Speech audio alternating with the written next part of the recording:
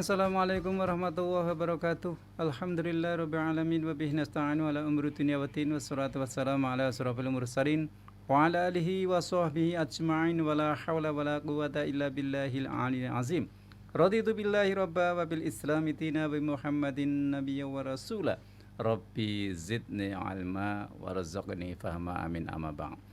Pendengar Radio Dais Masjid Agung Jawa Tengah dan juga pemirsa MACT TV rahimahullah, senang sekali sore hari ini kita bisa berjumpa kembali live edisi Rabu 9 September 2020, dan acara ini juga live untuk Facebooknya Radio Dais dan juga live YouTube MACT TV.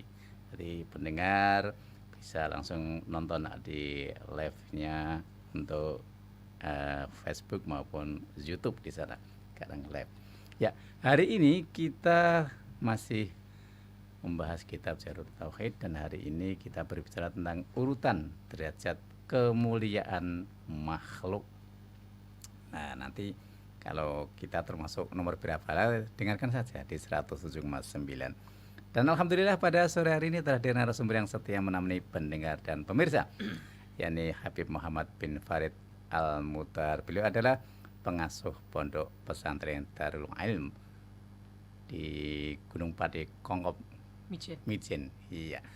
Kita sapa dulu. Assalamualaikum, Bib. Waalaikumsalam warahmatullahi wabarakatuh. Gimana kabar, Bib? Alhamdulillah, sehat. Iya. Alhamdulillah. Mudah-mudahan pendengar nanti lebih semangat lagi karena Habib sudah rawuh di studio, sehingga nanti banyak pertanyaan yang harus disampaikan kepada Habib ya. Insyaallah. Ya. Kita jalan urutan derajat kemuliaan makhluk. Bismillahirrahmanirrahim. Alhamdulillahi rabbil alamin wa bihi nasta'in ala umuri dunya waddin wassalatu wassalamu ala asyrafil anbiya wal mursalin sayyidina maulana Muhammadin wa ala alihi wa sahbihi ajma'in. Wa la hawla wa la quwwata illa billahil aliyyil azim. Subhanaka la ilma lana illa ma 'allamtana innaka antal alimul hakim. Rabbi shrah li sadri wa yassir li amri wa hlul 'uqdatam bil lisani yafqahu qawli. Amin ya rabbal alamin. Amma ba'd. Nawayna at-ta'lim wa at-ta'allum والإفادة والاستفادة والنفع والاندفاع والتذكير والتذكر والحث على التمسك بكتاب الله سنة الرسول والدعاء إلى الهدى والدلالة على الخير ابتغاء وجه قربه وثوابه سبحانه وتعالى. قال الناظم رحمه الله تعالى ونفعنا به وبعلومه في الدارين آمين. وأفضل الخلق على الإطلاق نبينا فمل عن الشقاق والأنبياء يلونه في الفضل وبعدهم ملائكة ذي الفضل.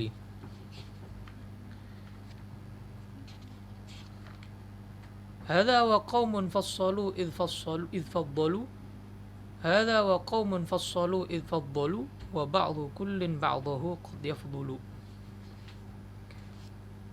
وأفضل الخلق على الإطلاق. Beliau Nazim Al-Imam Al-Laqani, penyusun bait syair kitab Jawharatut Tauhid. Beliau menyampaikan kepada kita dalam bait syairnya, wa afdalul khalqi, dan paling afdalnya makhluk, alal itlaqi, secara mutlak, pokoknya semua makhluk. Makhluk itu apa sih? Makhluk kullu ma siwallah, selain Allah itu makhluk.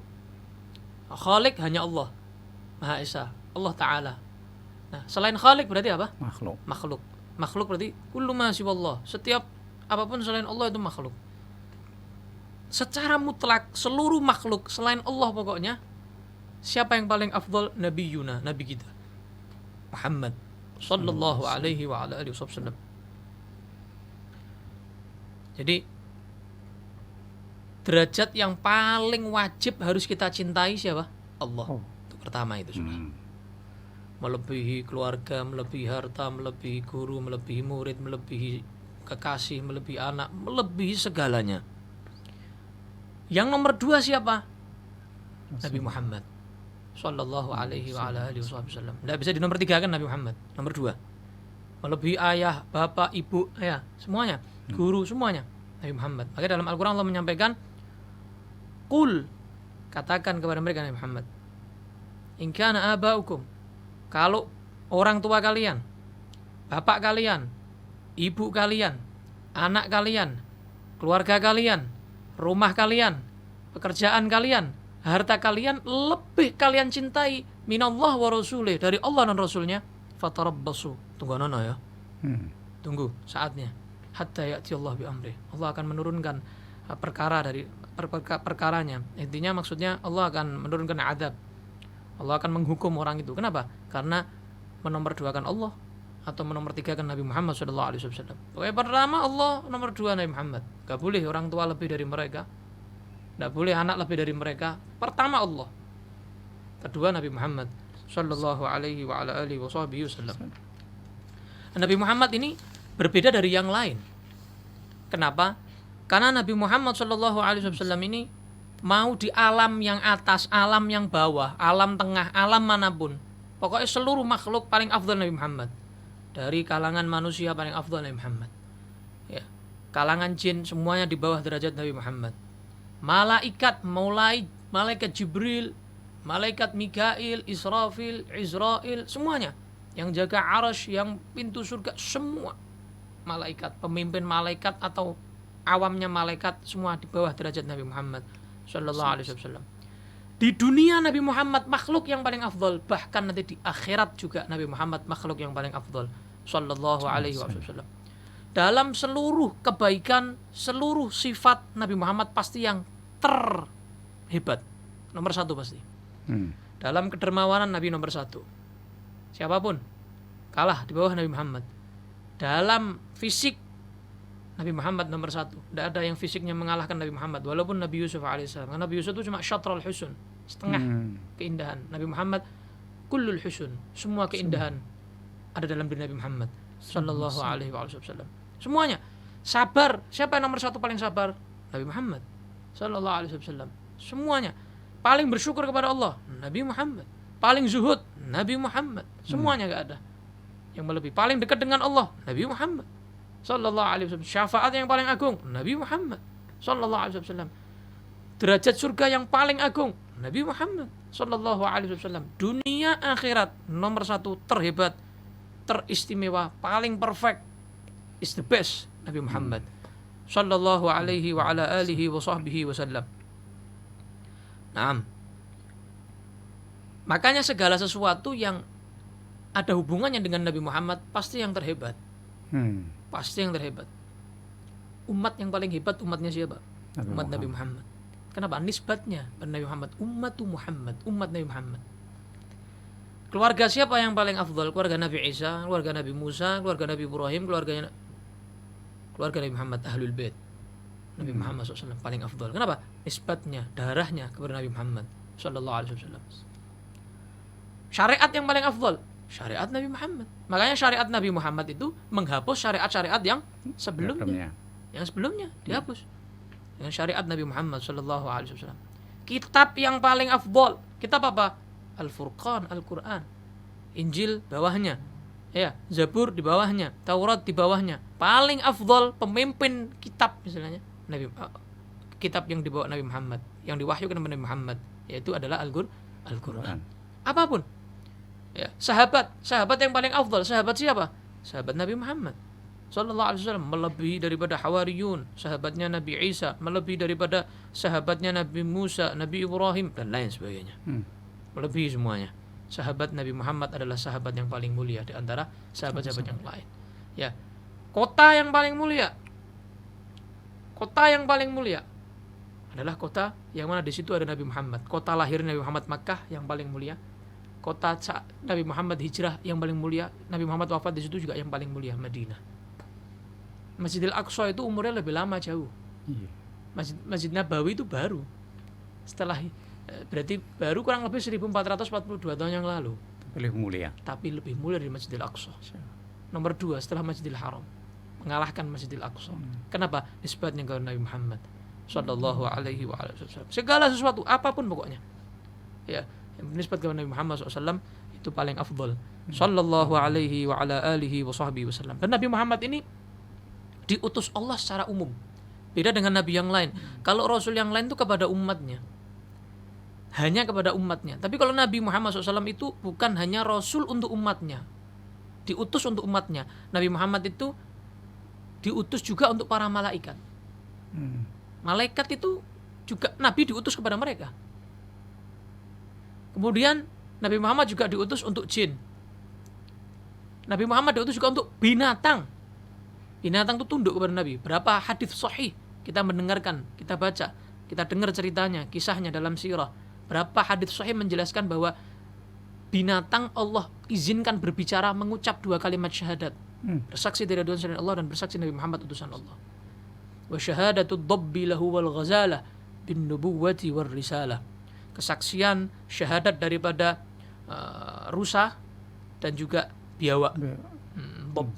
Ya. Dengan kenabian Nabi Muhammad sallallahu alaihi wasallam. Kemudian apa? Benda mati, batu. Kemudian pelepah kurma yang menangis, merengek ketika Nabi Muhammad gak pakai lagi. Itu semuanya Nabi diutus kepada semuanya, makhluk hidup ataupun yang gak hidup, di alam dunia ataupun di langit. Nabi Muhammad diutus kepada semuanya. Ini keistimewaan bagi Nabi Muhammad sallallahu alaihi wa ala alihi wa sahbihi wasallam. Sallallahu alaihi wasallam barik alaihi wa ala alihi. Nah, kok bisa Nabi Muhammad itu lebih afdol daripada malaikat Jibril? Padahal malaikat Jibril itu muallim, ibaratnya adalah penengah yang menyampaikan wahyu kepada Nabi Muhammad SAW dari Allah Subhanahu wa Ta'ala. Kan biasanya yang ngajari itu lebih mulia, dimuliakan daripada yang diajari. Gitu ya. Nabi Muhammad belajar wudhu juga yang ngajari malaikat Jibril. Jadi sholat yang pertama kali dilakukan itu sholat duhur, bukan subuh. Walaupun Nabi Muhammad itu pulang Mi'raj masih tengah malam. Kenapa? Karena waktu subuh itu Nabi belum diajari wudhu. Nah, setelah waktu subuh lewat, baru Nabi Muhammad diajari wudhu oleh malaikat Jibril, baru saat itu bisa sholat duhur. Jadi makanya dinamakan zuhur. Yang pertama kali nampak. Zuhur itu artinya nampak.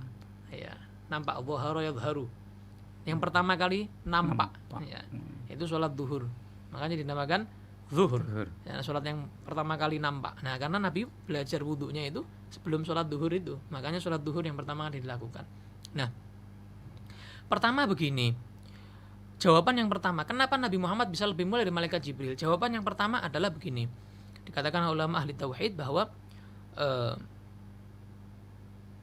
jadi Al-Quran itu sebelum Allah menitipkan sedikit demi sedikit tergantung asbabun nuzul, ya, sebab-sebab turunnya wahyu tersebut, ayat tersebut, itu sebelumnya Allah pernah menurunkan jumlatan wahidatan, langsung semua Al-Quran itu Allah turunkan ke Lauhil Mahfuz. Nah, kepada Nabi Muhammad SAW, jadi Nabi itu sudah tahu semuanya sebetulnya. Semua sudah tahu. Juz awal sampai juz 30 Nabi sudah tahu semuanya. Nah, kemudian malaikat Jibril itu turun membawa sedikit demi sedikit tergantung asbabun nuzulnya. Itu peristiwa apa? Hijrah yang bawa ayat tentang hijrah gitu. Peristiwa perang Badar bawa tentang ayat perang Badar gitu. Itu jawaban yang pertama. Jawaban yang kedua, tidak menafikan seorang murid bisa melebihi derajat gurunya. Berapa banyak kita lihat murid seorang kiai itu lebih kiai dari kiainya, lebih tinggi makomnya daripada gurunya. Contoh misalnya gurunya Syekh Abdul Qadir Jilani dengan Syekh Abdul Qadir Jilani, makomnya tinggi mana? Syekh Abdul Qadir Jilani. Gurunya Al-Faqih Muqaddam Muhammad bin Ali Ba'alawi dengan Al-Faqih Muqaddam Muhammad bin Ali Ba'alawi, lebih muliaan Al-Faqih Muqaddam Muhammad bin Ali Ba'alawi. Gitu. Makanya Al-Habib Abdullah bin Abdul Haddad dalam qasidahnya beliau juga berkata tentang hal ini, ana ad'u man da'ani hakadha hukmul qadiyah. Dulu saya memang nyari ilmu sir, rahasia, laduni dan sebagainya, cari. Saya nyari ke guru. Tapi saat ini kata beliau, di makomku yang sekarang, dulu guru-guruku sekarang malah datang ke saya. Yang saya dulu minta kepada mereka ilmu, sekarang mereka guru saya malah minta kepada saya.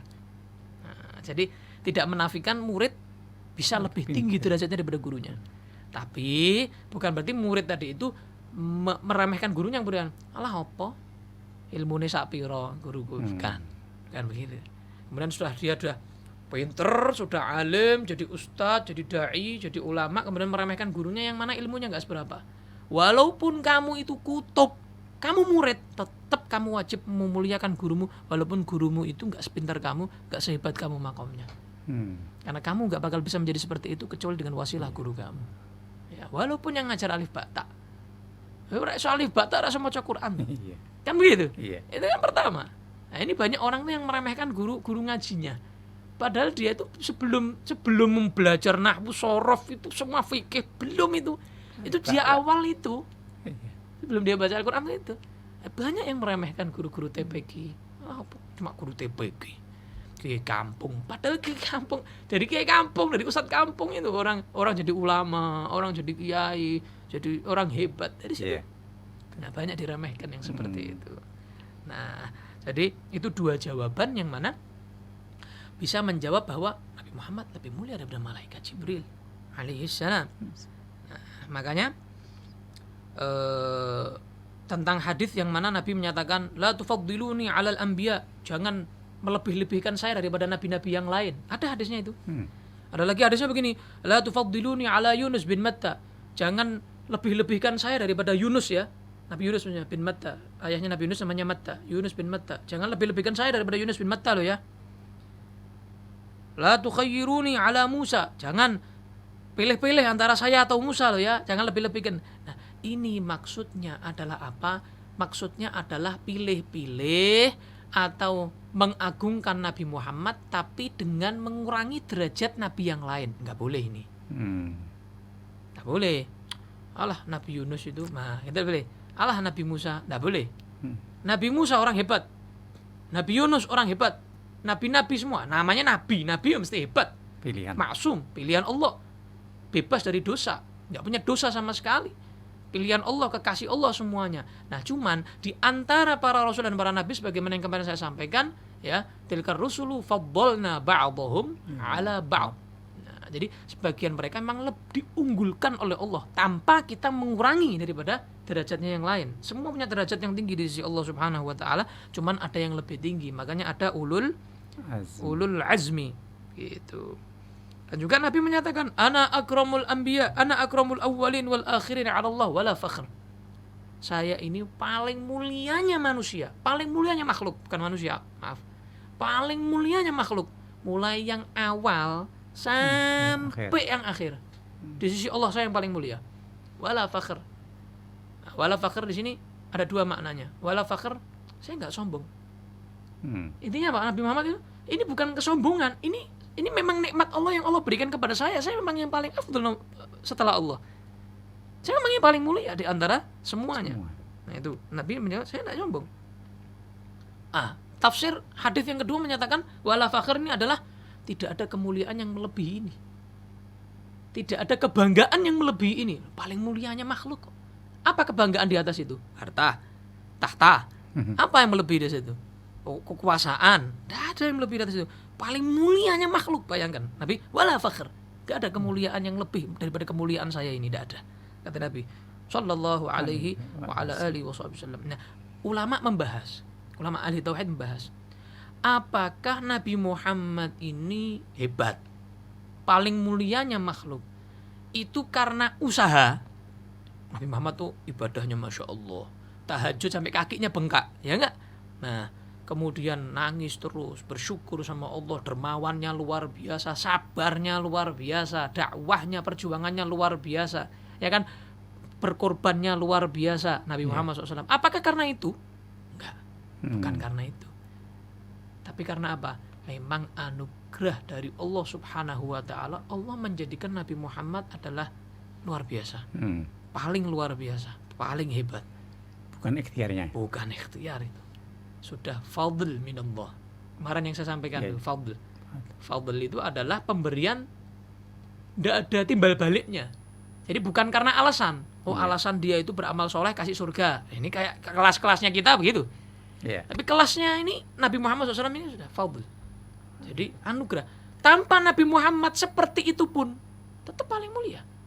Nabi Muhammad mau sholat tahajud sampai bengkak atau tidak pernah tahajud seandainya, tetap Nabi dapat itu. Nabi mau tidak rajin misalnya sodakoh, tetap paling mulia.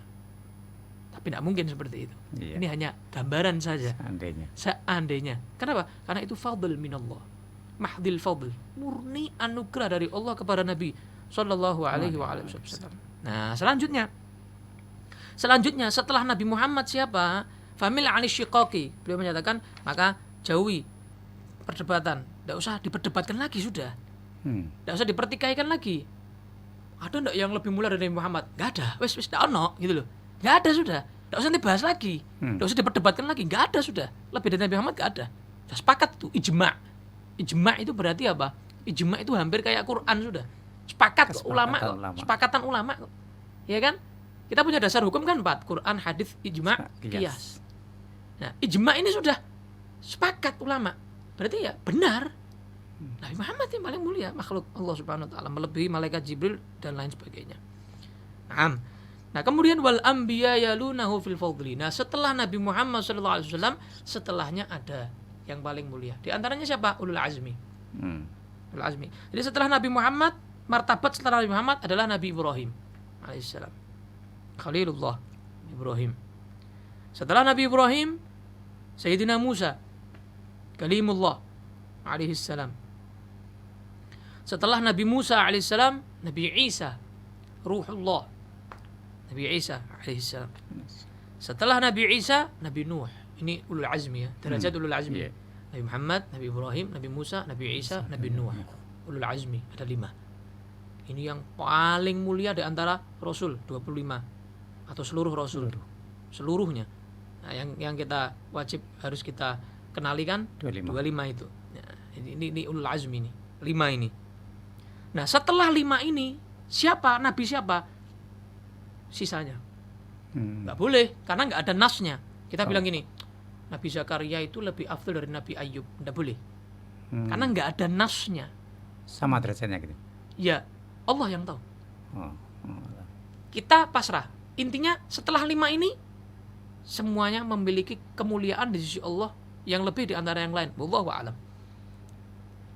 Tidak boleh kita katakan Nabi Ayub lebih afdal dari Nabi Ismail atau Nabi Ishak. Tidak boleh. Semua Rasulnya Allah Ta'ala itu mulia. Nah, kita wajib meyakini, harus meyakini yang 5 ini. Ulul azmi ini memang lebih mulia. Karena apa? Ada nasnya.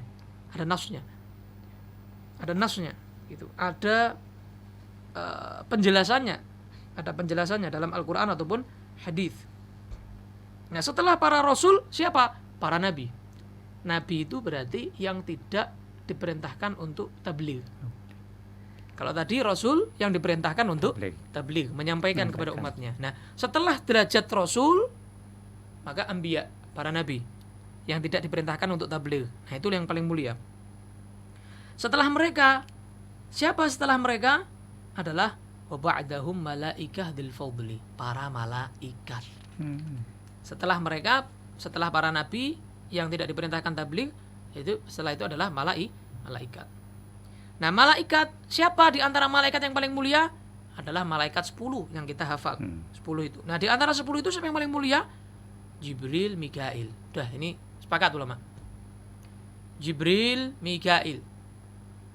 Nah, yang ulama berbeda pendapat antara Jibril, Mikail, siapa yang paling mulia? Jibril atau Mikail? Nah, ulama berbeda pendapat. Ada yang menyatakan Jibril lebih mulia dari Mikail, ada yang menyatakan Mikail lebih mulia daripada Jibril. Cuman pendapat yang masyhur banyak dipakai ulama adalah malaikat Jibril.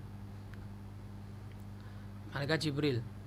Nah, ada lagi pendapat menyatakan malaikat Mikail. Nah, ini adalah akidah Asy'ariyah. Tapi pendapat ini pendapat marjuhah, pendapat yang tidak dikuatkan. Pendapat yang dikuatkan adalah pendapat dari Maturidiyah. Ini saya jelaskan. Pendapat dari Maturidiyah kan Ahlussunnah wal Jamaah itu mengikuti Asy'ari atau Maturidi. Nah, kadang oleh ulama kita mutaakhirin, pendapat dari 2 ini disaring lagi. Dari Asy'ari Maturidi. Mana yang lebih kuat antara Asy'ari dan Maturidi ini pendapatnya? Nah, di dalam masalah ini ulama mutaakhirin itu mentarjih, menguatkan pendapat daripada Imam Maturidi, daripada pendapat Imam Asy'ari dalam masalah ini. Yaitu apa? Ini Imam Laqani menyatakan hadza wa qaumun fassalu idfaddalu wa ba'dhu kullin ba'dahu qad yafdulu. Begini. Jadi menurut Maturidiyah, ya, urutannya begini. Jadi para nabi lebih afdol daripada pemimpin para malaikat. Urutannya Rasul sepakat ya.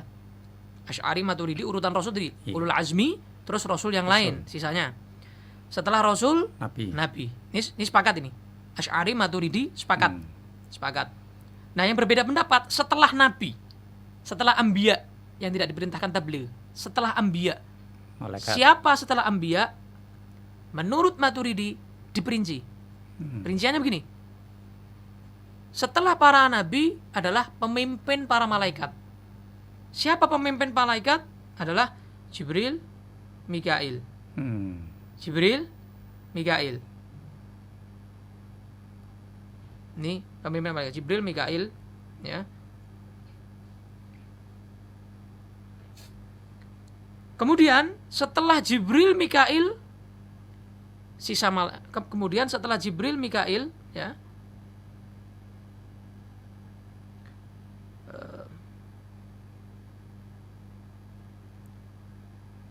kemudian pemimpin-pemimpin yang lain, ya, Israfil, Izrail, pemimpin-pemimpin yang lain. Tamam.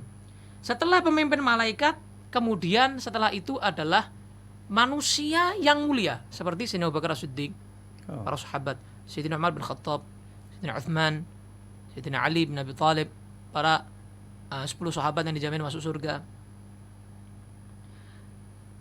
Setelah manusia-manusia pilihan Allah selain Nabi, para wali ya, para wali.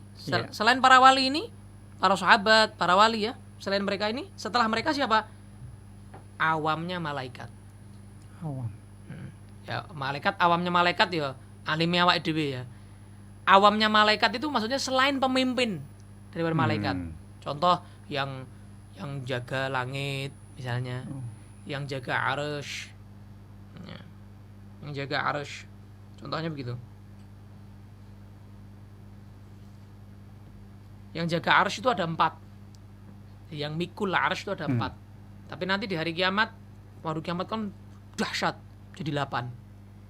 Yang megang 8. Allah berfirman dalam Al-Quran, wa yahmilu arsya rabbika fawqahum yawma idzin 8. Nanti yawma idzin, saat hari kiamat, yang bawa yang mikul 8 malaikatnya. Tak kuat 4.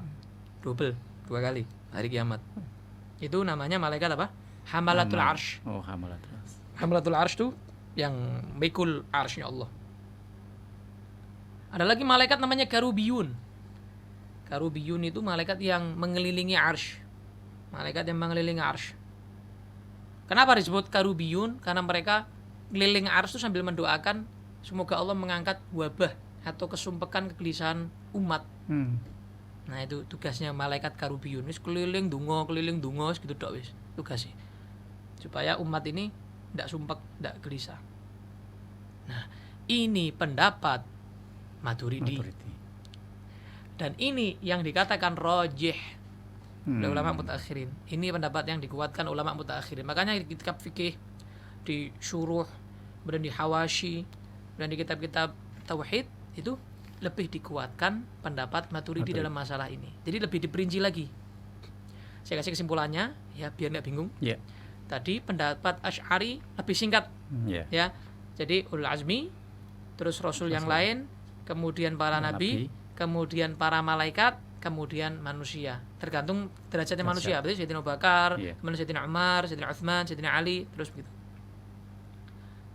Kemudian pendapat Maturidi rinciannya lebih lagi. Rinciannya begini. Jadi ada manusia yang lebih mulia dari malaikat. Menurut Maturidi begitu. Manusia yang lebih mulia dari malaikat. Siapa mereka? Para sahabat. Ya, misalnya para aulia, ya, para aulia wassalihin. Ya, mereka lebih mulia daripada awamnya malaikat. Awamnya malaikat maksudnya apa? Selain pemimpin. Selain Jibril, Mikail, Israfil, Izrail. Selain itu, pemimpin malaikat itu. Selain itu mereka para aulia, para sahabat lebih mulia. Kenapa? Dibahas sama ulama. Loh, kok bisa? Malaikat itu kan maksum. Sahabat kan enggak maksum. Wali kan enggak maksum. Iya. Karena mereka dikasih Allah syahwat. Malaikat gak dikasih syahwat, Iya. ya kegampangan nek malaikat. Kalau sahabat dikasih syahwat, dikasih hawa nafsu, dia bisa mengekangnya, ya lebih hebat tuh ya.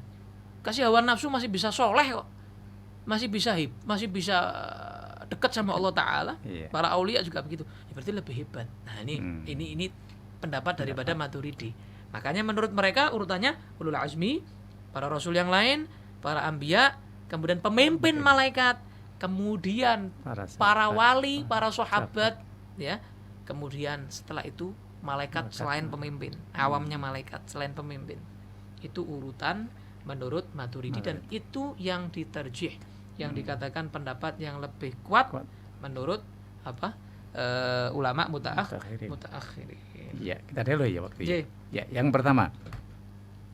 Tadi Habib ngetika bahwasanya syariat yang ada di Rasulullah itu adalah merupakan sebagai apa ya? Penghapus dari kesalahan sebelumnya. Tapi kan ada syariat yang masih dilakukan oleh baginda Rasulullah SAW. Tidak semuanya. Oh, tidak semuanya. Jadi tidak semuanya dihapus. Secara umum ya mayoritas kebanyakan memang dihapus. Karena kemuliaan syariat kita ini, syariat umat Muhammadiyah, umat Nabi Muhammad SAW. Sebagian memang dilanjutkan yang memang mudah, gampang, karena syariat ini kan syariat yang paling mudah. Syariat Nabi Muhammad ini syariat yang paling mudah, paling toleran, ya, paling manusiawi, ya. Itu adalah syariat Nabi Muhammad SAW. Kalau dulu maksiat mata misalnya, tobatnya congkel. Sekarang kan maksiat, beluluk mata keranjang, tobat tanpa suha, minta ampun sama Allah, nggak ngulangi lagi, janji diampuni sama Allah, nggak pakai dicongkel. Gitu. Nah, ini contoh yang gampang lah. Gitu. Yang gampang begitu. Dulu gibah, dengarkan gibah, kupingnya pedot, potong, baru diterima tobatnya. Jadi harus bukti. Ini tobat, buktinya apa? Ini harus menunjukkan buktinya. Buktinya apa? Tak dipotong begitu. Kalau sekarang malah diharamkan, menyakiti diri sendiri. Udah. Bahkan ada yang sampai bunuh-bunuhan. Umat Nabi Musa, ketika mereka mau tobat, apa dalam Al-Qur'an mengatakan? Faktulu anfusakum inda bari'ikum. Saya saling bunuh-bunuh, paten-patenan. Nah, sekarang malah diharapkan. Nah, jadi yang begitu-begitu tuh dihapus itu.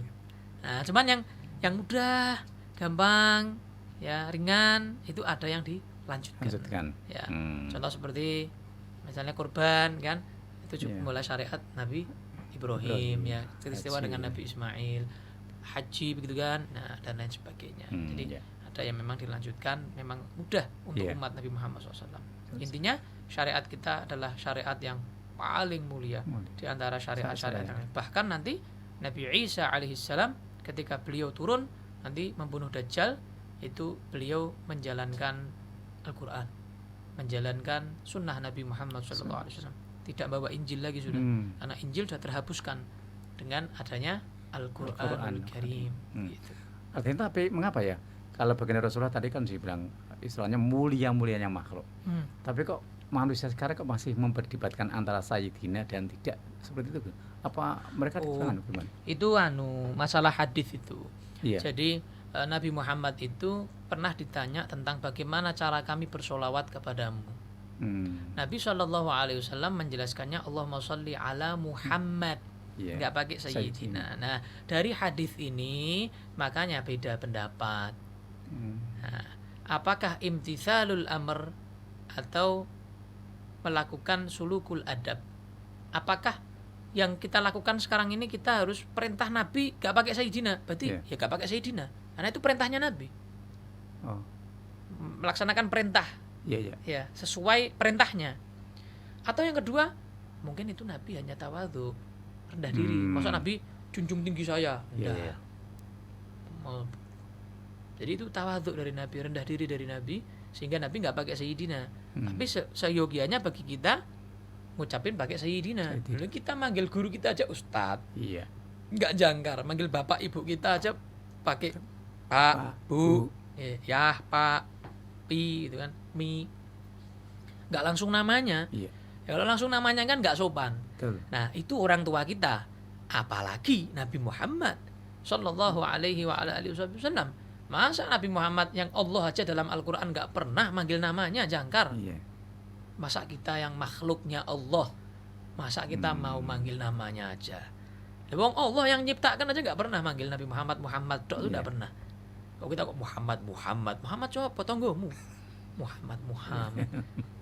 Nah Allah aja nggak pernah dalam Al-Quran manggil Muhammad tok gitu, nggak pernah. Iya. Panggil julukannya semua dalam Al-Quran, cari dalam Al-Quran. Betul. Tidak ada.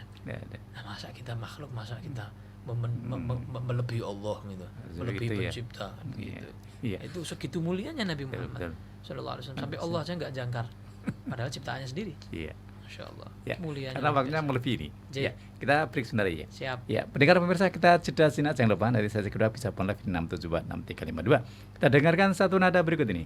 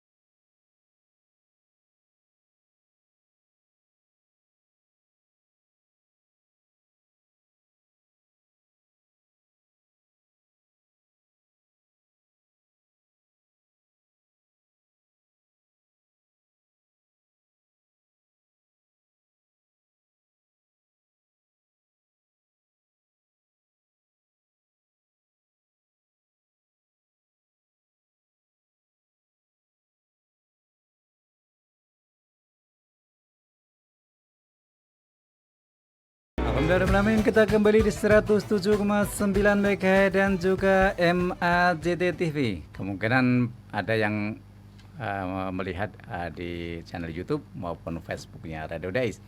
Sekarang waktunya pendengar pemirsa, monggo yang mau phone live langsung 6746352. Kita yang pertama kita untuk layani yang phone live dulu 6746352. Ya, kalau belum ya sudah ada, kita sabar dulu. Assalamualaikum.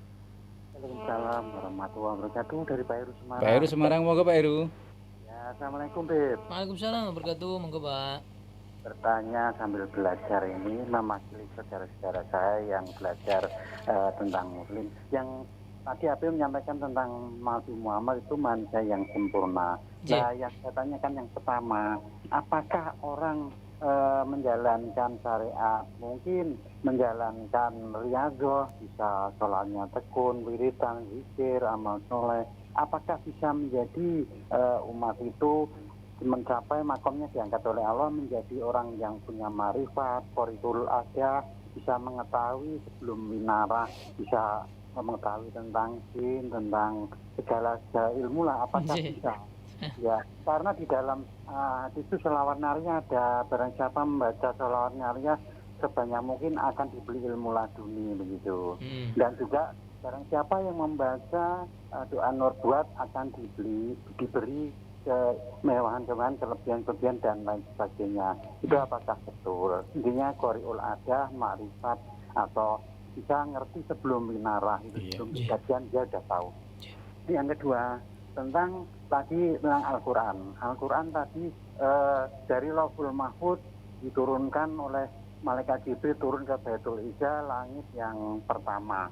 Nah itu apakah sebelum ada Injil, terus Zabur, Taurat, Al-Quran sudah ada apa belum? Karena Al-Quran itu turunnya setelah Nabi Muhammad.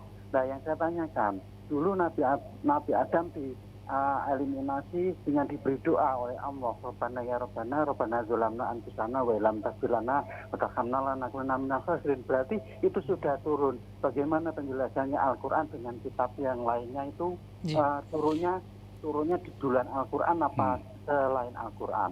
Yang terakhir, saya membaca hadis bahwasanya kalau ada petir bledek itu katanya Allah sedang berdialog di langit dengan malaikat, terus iblis mengintip, kemudian malaikat melemparkan pedangnya, kemudian itu nabrak iblis dengan suara duar.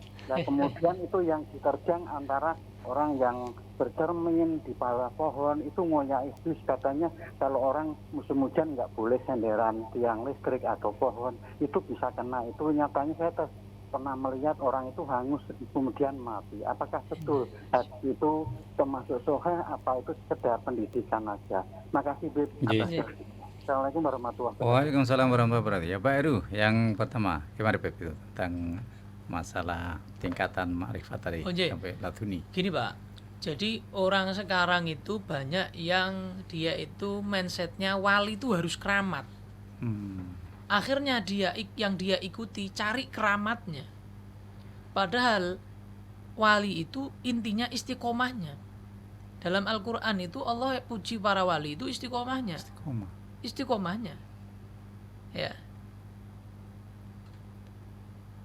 Innal ladzina qalu Rabbunallah tsumma istaqamu.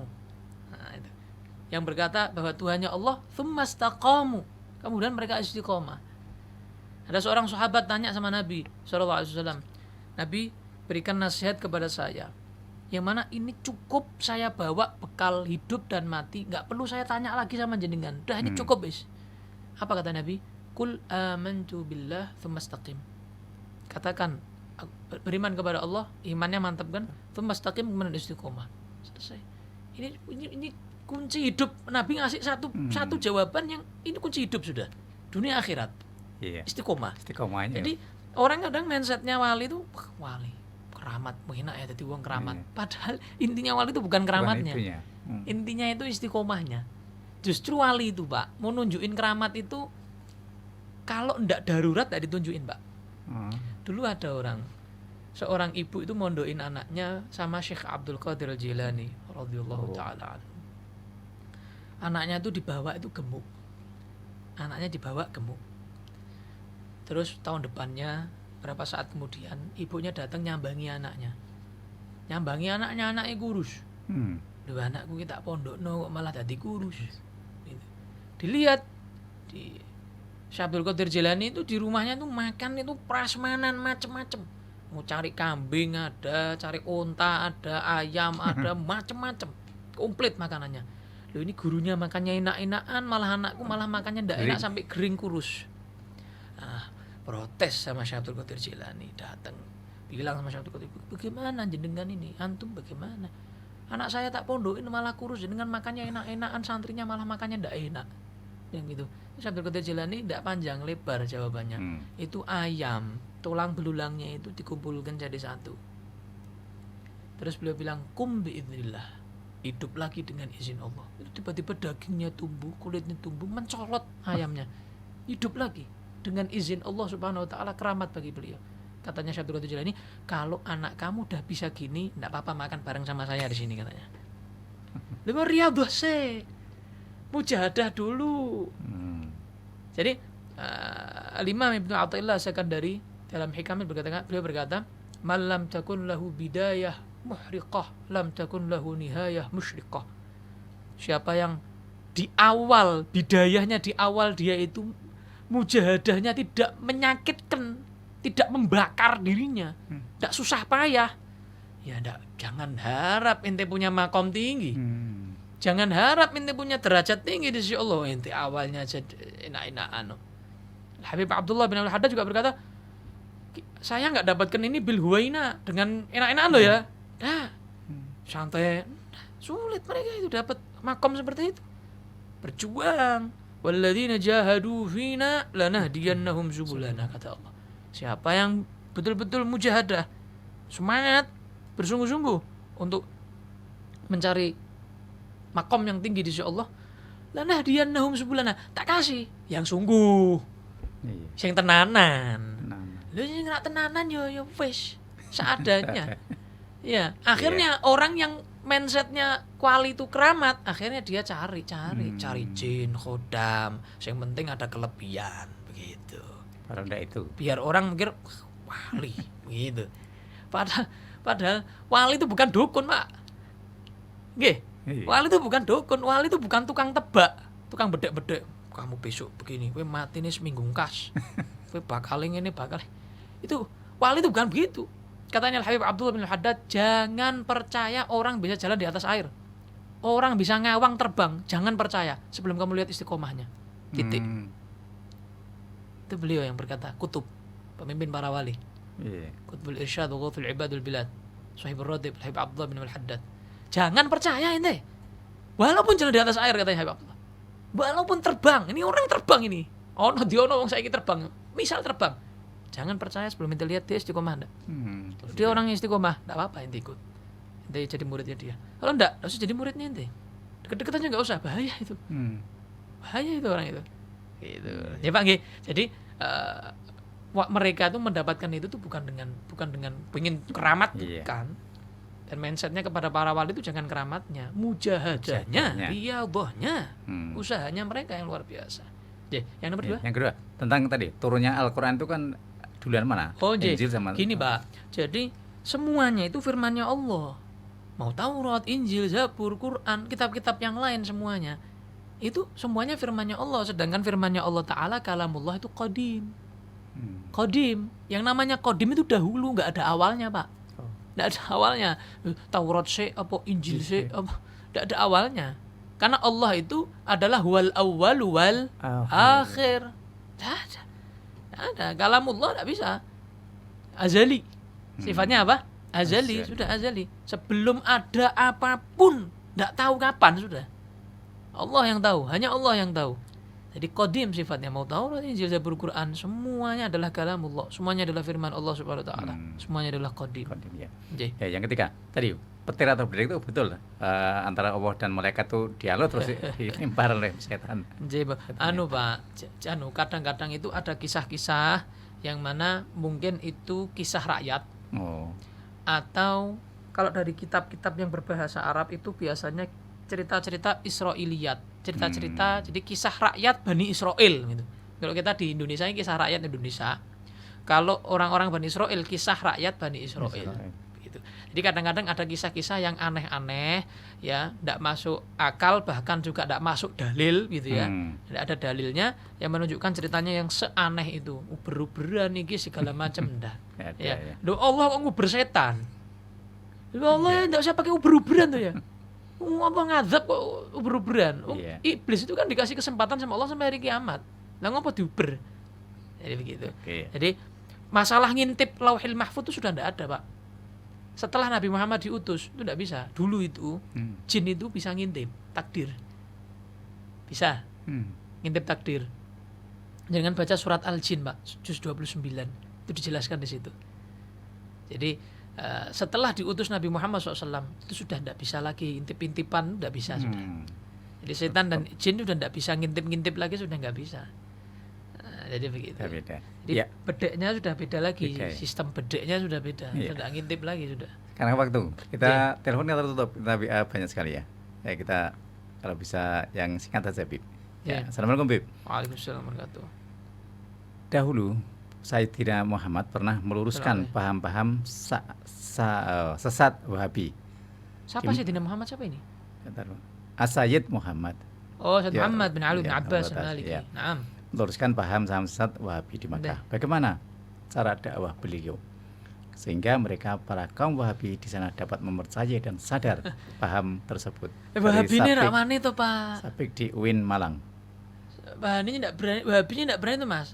Beliau siapa yang bisa menguasai ilmunya Syed Muhammad bin Abdul Maliki? Siapa yang bisa menguasai? Wahabinya membawa hadis, beliau lebih pintar hadis.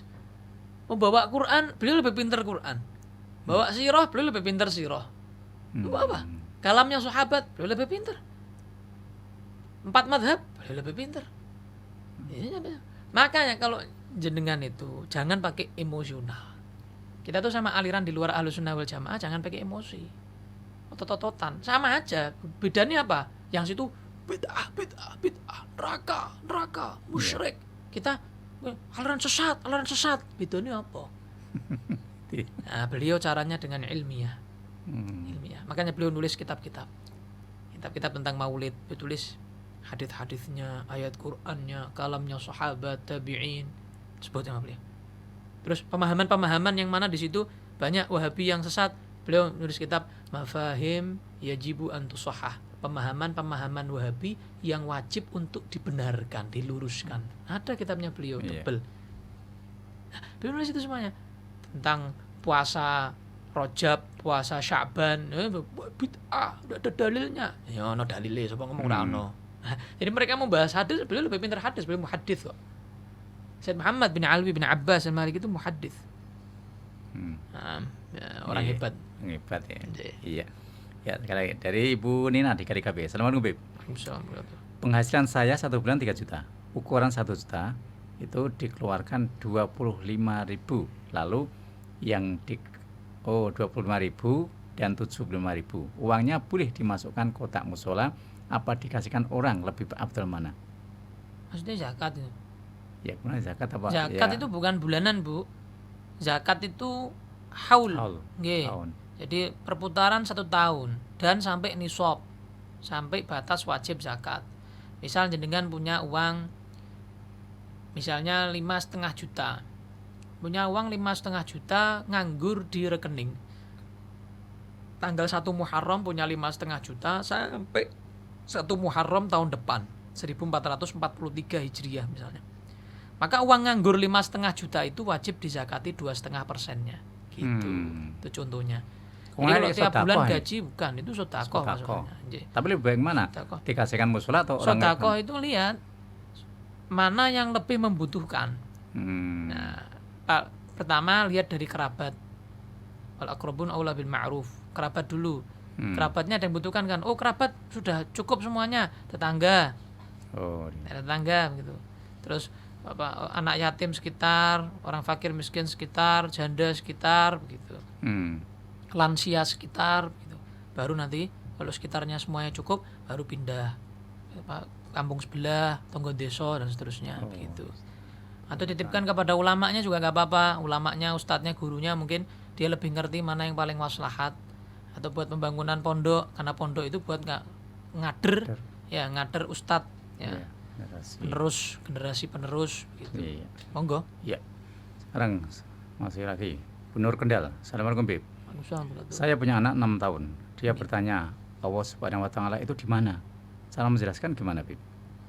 Jadi menjelaskan kepada anak kecil tentang Tuhan.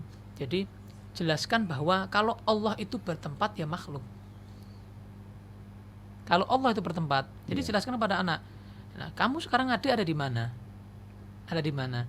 Ada di mana misalnya di atas lantai. Di bawah lantai ada apa? Semut misalnya. Nah, di bawah tanah yang lapisan semut ada apa? Cacing misalnya. Nah, menurut semut, saya di atasnya cacing. Menurutnya kamu semut kamu di atasnya semut. Begitu. Nanti ada lagi yang di atas burung, di atasnya manusia. Begitu lagi dan seterusnya. Nah, Allah Subhanahu wa taala tidak seperti kita. Enggak seperti semut, enggak seperti cacing, enggak seperti bakteri, enggak seperti manusia, karena manusia itu bertempat. Nah, Allah tidak bertempat. Kalau Allah itu bertempat sama kayak kita, makanya Allah Subhanahu wa taala itu adalah pencipta, tidak butuh tempat. Nah, jelaskan kepada anak seperti itu. Jangan ya Allah di atas. Ya, mulai kecil ngajari anak sudah tidak pas. Ya. Di atas mana gitu? Iya, di atas itu di atas mana? Ya, duduk di mana? Kan nanti akhirnya kan mikirnya macam-macam. Gitu ya. Sama kadang-kadang tuh ngajari anak sepele tapi ke bawah nanti. Iya. Contoh gini. Misalnya anak kejeduk sini misalnya. Mana yang nakal? Pukul. Ngajari anak mukul itu. Karena kan biasa orang tua tuh. Saya lihat orang-orang biasa itu. Iya. Mana yang nakal? Dipukul. Ngajari anak mukul itu.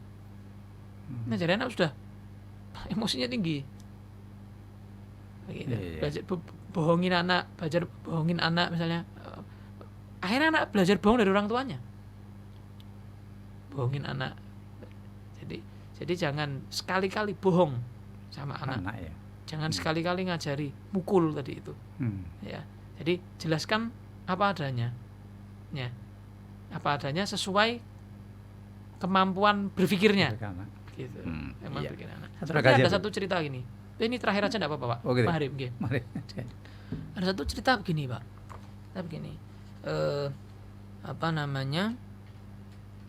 Ada anak itu tanya, siapa yang paling kuat? Ya. Yang paling kuat, anak tadi itu pertama dikatakan begini, apakah manusia itu yang paling kuat? Enggak, karena manusia itu bisa dimakan belatung. Kalau mati dimakan belatung. Iya. Apakah belatung itu yang paling kuat? Enggak. Karena belatung itu bisa dimakan binatang yang lain. Contoh misalnya tikus.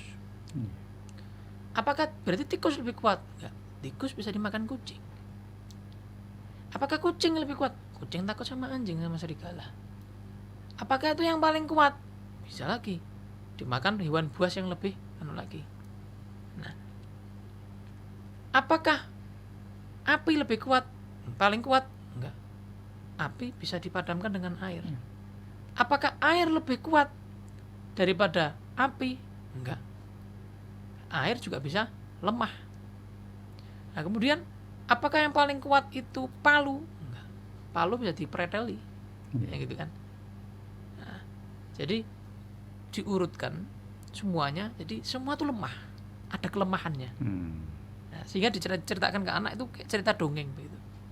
Sehingga ketika anak itu tahu, oh iya, ini kelemahannya ini kelemahannya ini kelemahannya ini. Sehingga anak tadi itu tahu semua lemah. Nah, yang tidak lemah cuma Allah. Akhirnya anak tadi itu dari cerita-cerita itu, dari kisah-kisah itu, dongeng seperti itu, nanti dia akan tahu bahwa yang terkuat, yang maha kuat adalah Allah Subhanahu wa ta'ala. Mulai kecil ditekankan itu. Itu kisah dongeng dari Hadramut. Nama kisah lalat. Ceritanya panjang. Ya, ringkasannya tadi itu. Jadi anak itu diajak mikir mana yang kuat, mana yang ada yang lebih kuat. Jadi ini ada kelemahannya, ini ada kelemahannya. Terus diajak mikir, oh iya gitu. Itu kisah dongeng di Hadramut tentang lalat. Iya. Saya kira itu. Mudah-mudahan bermanfaat bagi kita semuanya. Amin. Yang benar tadi yang saya sampaikan semua dari Allah SWT. Yang salah itu murni dari diri saya pribadi, karena saya adalah manusia biasa.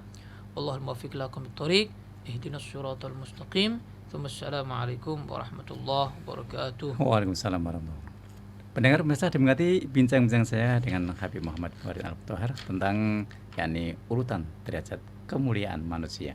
Dan mudah-mudahan ini menjadi referensi kita, tentunya meningkatkan ketebalan iman dan takwa kita kepada Allah Subhanahu wa taala. Dan akhirnya saya akan terima kasih atas kebersamaannya dan maaf atas kekeliruan. Kita akhiri. Wassalamualaikum warahmatullahi wabarakatuh. Waalaikumsalam warahmatullahi wabarakatuh.